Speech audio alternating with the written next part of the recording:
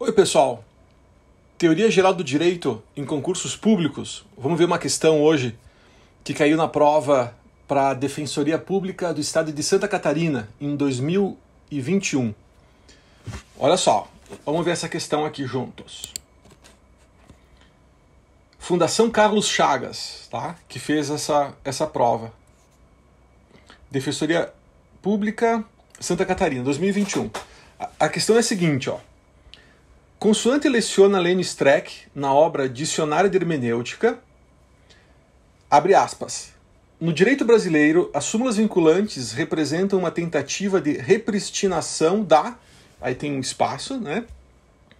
Na medida em que, guardadas as diferenças específicas, são uma espécie de pandecta. Muito bem. Temos uma frase aqui, uma citação, portanto, do Dicionário de Hermenêutica de Lênio Streck. Aí vem a questão, ó, preencha corretamente a lacuna.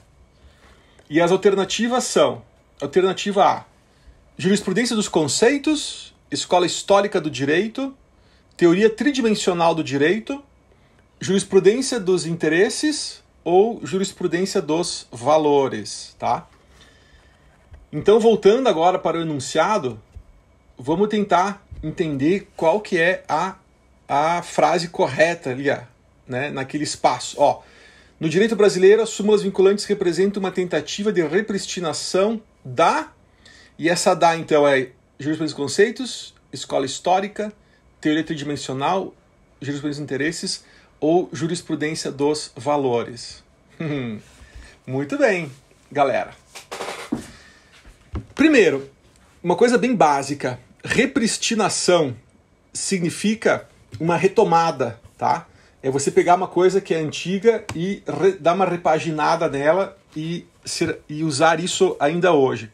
Então, quando o Lênio Streck fala em repristinação, ele está se referindo a usar uma dessas teorias mais antigas, né, dentro de uma modelagem assim contemporânea.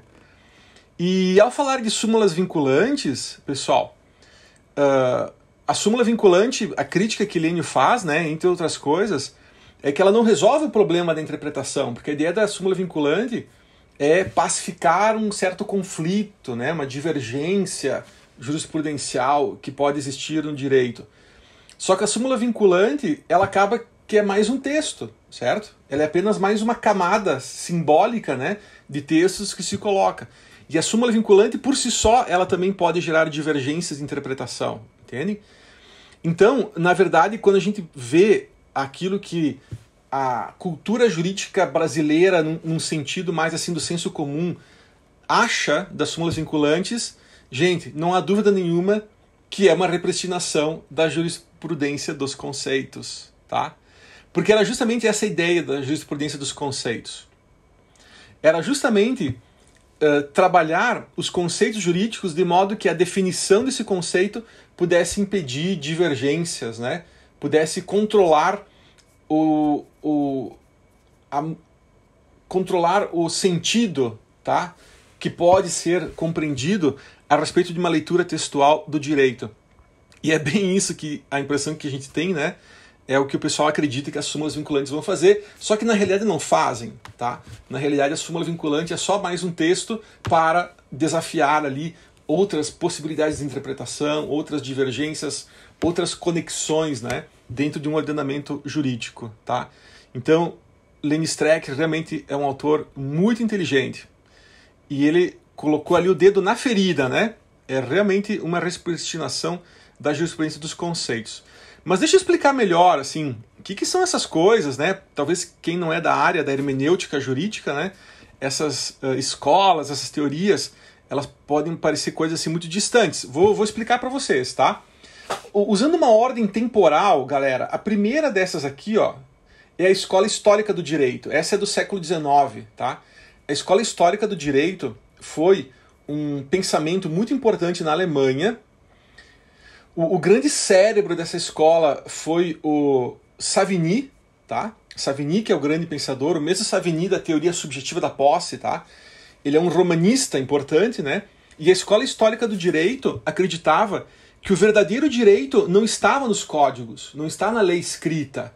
É importante perceber que esse pensamento ele já é um pensamento de ruptura com o positivismo exegético legalista da França, tá? Então a gente tem ali já uma disputa entre França e Alemanha, em que a França aposta tudo no positivismo, no código, nesse tipo de racionalidade legalista do direito, e lá na Alemanha não. A Alemanha tem a escola histórica do direito.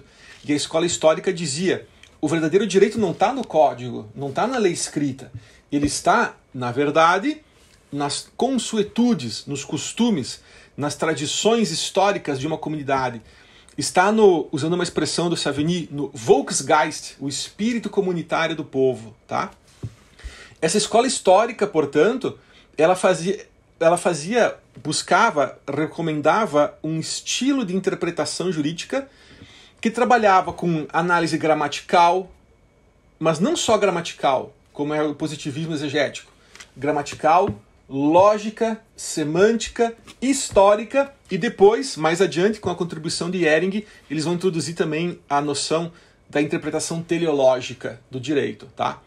Galera, vocês já ouviram falar disso? Desses métodos clássicos da interpretação? São contribuições da escola histórica do direito, tá? Lá da época do Savigny. Muito bem. A escola histórica, portanto, pessoal, é uma forma de compreensão histórica e cultural do direito. Por isso que as súmulas vinculantes não tem nada a ver com esse tipo de compreensão. Então a letra B aqui já estaria excluída de plano, certo? A letra B procura entender as razões históricas pelas quais foi criado um certo conceito ou instituto jurídico. Então a escola histórica não tem nada a ver com essa questão das súmulas vinculantes, da crítica que Lene Streck faz, certo? Por isso que a letra B ela é incabível aqui, não há dúvidas nenhuma, tá? A súmula vinculante é o contrário da escola histórica, certo? A escola histórica procura compreender as razões históricas pelas quais foram pensados os institutos e os conceitos jurídicos, as motivações históricas. E repara, nem é a evolução histórica das coisas, não é isso que o método histórico da escola histórica propõe para a interpretação. A proposta, na verdade, é fazer a pergunta do porquê foi criado certo conceito ou certo instituto jurídico, tá? É uma coisa muito mais avançada, certo? Seguindo uma ordem cronológica, depois da escola histórica do direito é que vem a jurisprudência dos conceitos, tá? E, gente, a jurisprudência dos conceitos foi um tropeço, assim, na evolução, tá, das teorias jurídicas da Alemanha. Porque, olha o que aconteceu, olha que coisa curiosa. Savigny, dentro dessa ideia, assim, né, de uma compreensão histórica e cultural do direito, ele escreveu um tratado de direito romano em que ele já explicou praticamente a origem de todos os conceitos e institutos jurídicos do direito privado alemão, sabe? Então, cara, que coisa incrível. O próprio Savigny, que recomendava uma compreensão histórica e cultural, de repente, sem querer, ele acabou dogmatizando esse conhecimento. Porque os juristas da Alemanha, eles já não procuravam mais as razões históricas dos institutos e dos conceitos jurídicos. Eles faziam uma compreensão agora dogmática, tá? Desses conceitos e desses institutos. Por isso que a escola histórica do direito ela vai acabar se transformando na jurisprudência dos conceitos, tá? Essa palavra jurisprudência, vocês têm que ter muita atenção com o termo jurisprudência. Porque jurisprudência aqui no Brasil é sinônimo de precedentes jurisprudenciais, né? Precedentes que têm uma certa linha de continuidade no tempo. Na Europa, a jurisprudência não é isso. Jurisprudência não são precedentes. Jurisprudência na Europa é o nome que se dá para a teoria do direito, tá?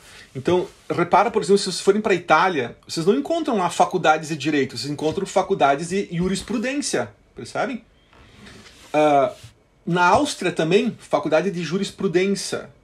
Olha, eu acho que só em Portugal e na França que se usa a expressão faculdade de direito ou escola de direito. No caso da França, Sorbonne, né?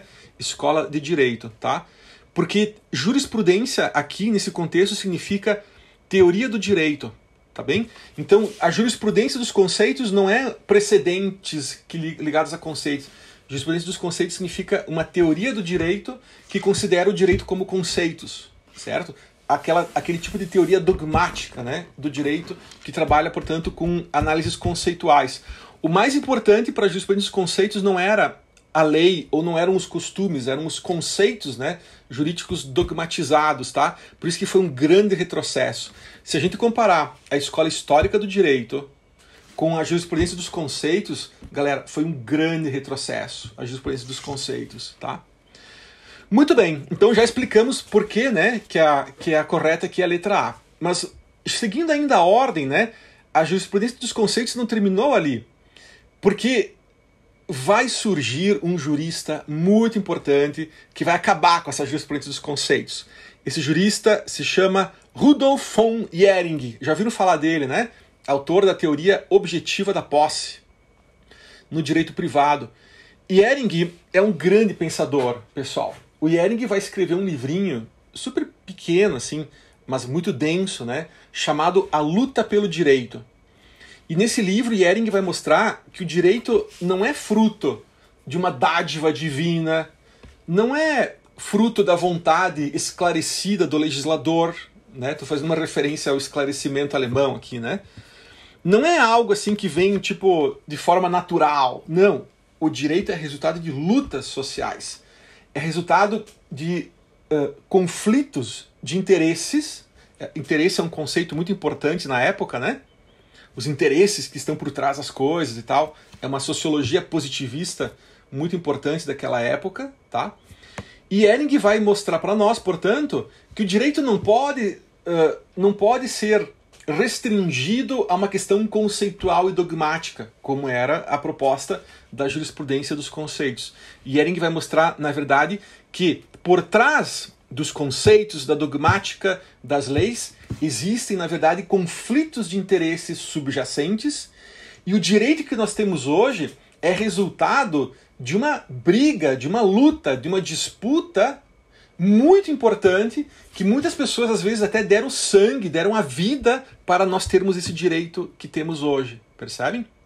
Então Jhering mostra para nós que o direito não é uma coisa assim da natureza das coisas. O direito é resultado de um conflito de interesses. E a jurisprudência dos interesses, ou seja, a teoria dos interesses, tá?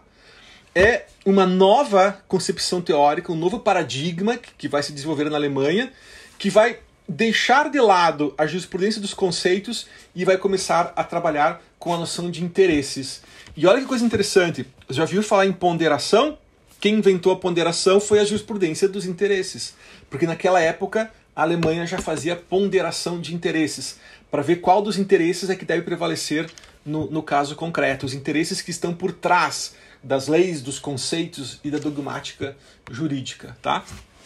Então, jurisprudência de interesses também não é uma resposta correta aqui, porque a súmula vinculante, ela não representa, ela não, usando a expressão do Lênio, não repristina um certo interesse, tá? Não é isso que ela faz. Ela tem, na verdade, uma tentativa de restringir, de controlar conceitualmente, tá?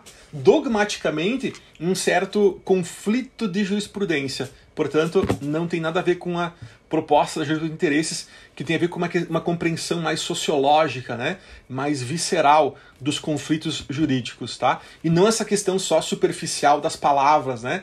Essa questão superficial de uma interpretação ainda sintática, digamos assim, né? Do fenômeno jurídico, tá? E a jurisprudência dos interesses, ela também vai evoluir depois, e ela vai evoluir para a jurisprudência dos valores, porque há um momento na história em que a própria sociologia já não fala mais tanto assim em interesses, né? Porque tu não tem mais uma relação apenas de interesses, tu tem outras questões de racionalidade, de grupos sociais, de sobrevivência, ou seja, tu tem na sociologia outros elementos, outras unidades analíticas surgindo. Então a própria noção de interesse ela vai se tornar uma noção assim mais obsoleta. E é aí que a teoria jurídica assume então a noção do valor, tá? E aí começa a se fazer ponderação de valores, certo? E não está aqui na questão, mas só para vocês saberem, a jurisprudência dos valores ela também não termina aí. Depois vem a jurisprudência dos bens, que faz a ponderação de bens. E essa dos bens, a galera do direito penal estuda muito isso. Vocês talvez não sabem a relação que isso tem com essa evolução histórica aqui das teorias. Mas a noção do bem juridicamente tutelado, né, que existe hoje na doutrina penal, a origem é a jurisprudência dos bens, que é tu considerar não mais os interesses e também não exatamente os valores que são tutelados por um certo direito, mas compreender qual é o bem juridicamente tutelado, né? E a partir desse bem, você entender a relevância que ele tem e aí também poder fazer ponderação de bens. Até nós chegarmos hoje, né, com o Robert Alexy na ponderação de princípios, tá? Que é a concepção, tipo assim, atual, né, da colisão de princípios, onde se vai fazer então hoje ponderação de princípios. Então veja como a noção de ponderação ela é antiga, né? Ela começa na jurisprudência dos interesses, com ponderação de interesses, depois de valores, depois de bens, e hoje ponderação de princípios, tá? Muito bem, a resposta correta aqui então é a letra A. É a jurisprudência dos conceitos, uma das piores, né, teorias jurídicas que a gente tem aqui do século XIX para cá, né, dessa compreensão que a gente chama assim mais modernista do direito, né? Uma compreensão pós-jusnaturalismo, tá? A crítica do Lenny Streck é muito inteligente, portanto, certo? Agora, pessoal, vocês acertariam essa questão?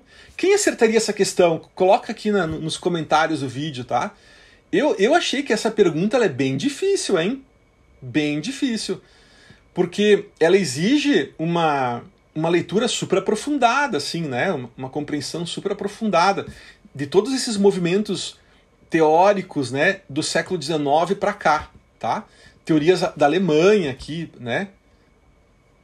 Ah, eu esqueci de falar da teoria tridimensional do direito, né? Tá? É que estou usando a ordem cronológica.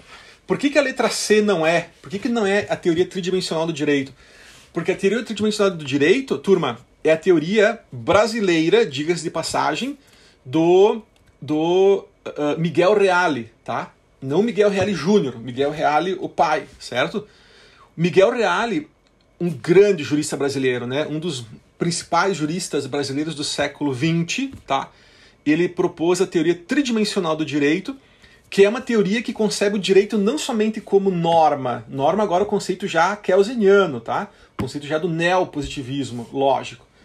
Então o direito não é somente norma para Miguel Reale, mas ele também não é somente fato, como é o caso das concepções sociológicas do direito, como é o caso, por exemplo, nos Estados Unidos, do realismo jurídico norte-americano, né? Ou dos estudos críticos do direito. O direito também não é só faticidade, não é só uma questão ligada à realidade. Então ele é norma, mas ele também é fato, mas ele também é valor, tá? A teoria tridimensional do direito é uma excelente teoria, uma forma de compreensão muito inteligente, assim, né, do fenômeno jurídico, porque ela convoca três referências ao mesmo tempo que vão se articular e vão dar o sentido, né, da compreensão do direito que podemos ter. Norma, fato e valor. Por isso, tridimensional. Três dimensões. Norma, fato e valor. Né? É um normativismo que conecta com a compreensão positivista da segurança, da objetividade, da previsibilidade do direito, mas, ao mesmo tempo, a referência à dimensão do fato, que conecta com uma visão crítica, né, da sociologia, das contradições, dos conflitos sociais, mas também uma terceira dimensão ligada aos valores, da filosofia, da moral, da ética e de uma compreensão de justiça. Tá? Então, uma teoria bem completa, que não é o caso, porque súmulas vinculantes, gente, não tem nada a ver com uma teoria tridimensional do direito. Tá? A própria pretensão e o próprio pressuposto de uma súmula vinculante, como ela é entendida no Brasil, certo? Ela se afasta totalmente, assim, de uma compreensão tridimensional de norma, fato e valor, né, do direito. Ali não é nem norma, né? Ali é uma compreensão só dogmática e conceitual do direito.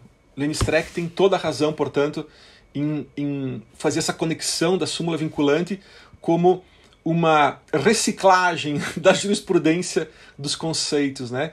Como uma forma de ressuscitar, escavar lá no cemitério os ossos, né, de uma teoria, uma péssima teoria, né, que foi a jurisprudência dos conceitos, tá?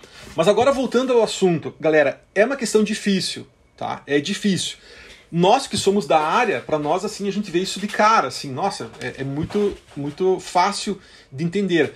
Mas quem não é da área, pessoal, quem não é da área da hermenêutica, quem não conhece as obras, o pensamento de Lenny Streck, não consegue saber isso aqui, não faz nem ideia, né, do que pode ser essa questão, tá? A não ser que a pessoa lê o texto e aí decorou, assim, né? Tipo, a jurisprudência dos conceitos, mas sem entender muito bem por quê, né? O que ela diz, de onde que ela vem, quais são as suas problemáticas, etc, tá? Então eu fiquei pensando, será que no edital de um concurso como esse aparece, tipo assim, olha, vai cair esse livro, você tem que ler o Dicionário de Hermenêutica do Lenny Streck, ou o negócio cai sem avisar, assim, porque, cara, uma questão desse tipo, assim, ó, se não tem essa indicação bibliográfica no edital do concurso, cara, é como cair, tipo assim, o direito no Gratiani Decretum, sabe? Lá da Idade Média. Quem no Brasil que leu o Gratiani Decretum, entende? Então, cara, não sei, eu achei um grau de dificuldade, assim, bem superior, assim, né, dessa questão, tá? Mas agora vocês sabem, certo? Agora vocês sabem, e aí vocês têm toda a condição de entender agora, né, essa breve história, né, das teorias do direito do século XIX, início do século XX, da Alemanha, tá? Que começa com a Escola Histórica do Direito, com Savigny, se transforma, dá um tropeço, na verdade, né? Tem uma certa decadência ali na jurisprudência dos conceitos, mas em seguida vai vir a jurisprudência dos interesses, né? Com uma compreensão muito mais sofisticada, né, do direito, e depois a dos valores, depois dos bens, até chegar hoje, né, na jurisprudência, aliás, na teoria dos princípios fundamentais, né, na questão da ponderação dos princípios, tá? Muito bem, pessoal. Curtam o nosso vídeo, compartilhem com os amigos de vocês que fizeram essa prova ou que estão estudando para concurso, né, que caem essas questões. E se inscreva no canal, a gente vai fazer análise de outras questões também, vai ser bem interessante para vocês começarem a entender a lógica, né, dessas diferentes formas de compreensão do direito e dos problemas jurídicos contemporâneos nos concursos públicos. Valeu, pessoal!